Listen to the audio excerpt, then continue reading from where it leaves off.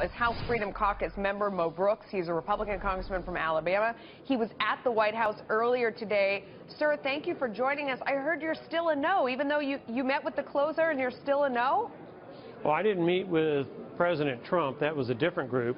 I met with Vice President Mike Pence, Steve Bannon, Kellyanne Conway, Reince Priebus, Rick Dearborn, Mick Mulvaney, Tom Price, and other members of the White House leadership team.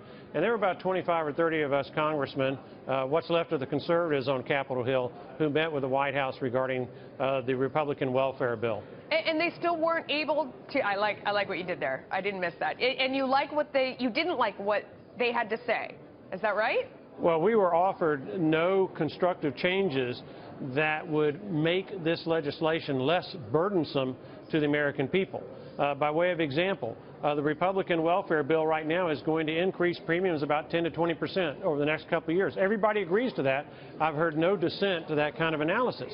That's not what the American people are expecting by a so-called repeal of Obamacare. But what would you do to this particular bill right now that would change that? Because to address that particular question, you know, we have heard the explanation, and you know, and our audience knows, that we have to get to the point that we can buy it across straight lines, that you have to get to reconciliation, that you have to get beyond this point to get to where you can reduce those costs. Well, there's a very simple approach that has proven to be successful in the past. We look at the legislation that we passed a couple of years ago in the House and the Senate that President Obama vetoed that essentially gutted Obamacare. Passed that same legislation. We had the votes then. We ought to have them now.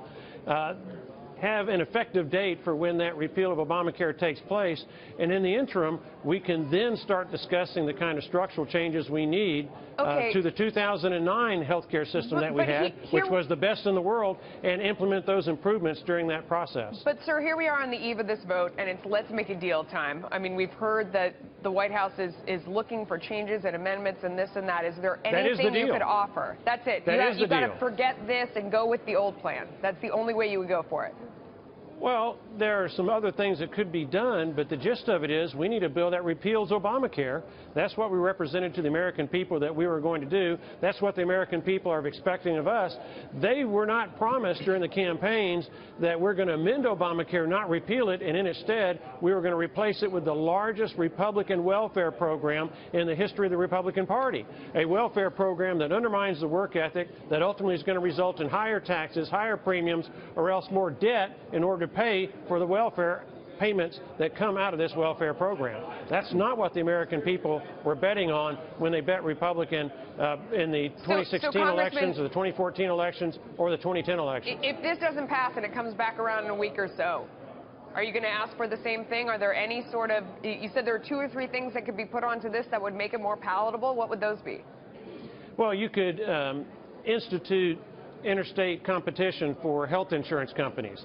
That would put pressure on the insurance companies with competition to lower their prices and improve the quality of the product that they offer to American citizens. That would have to be in this phase, not in the third phase. You want that right now.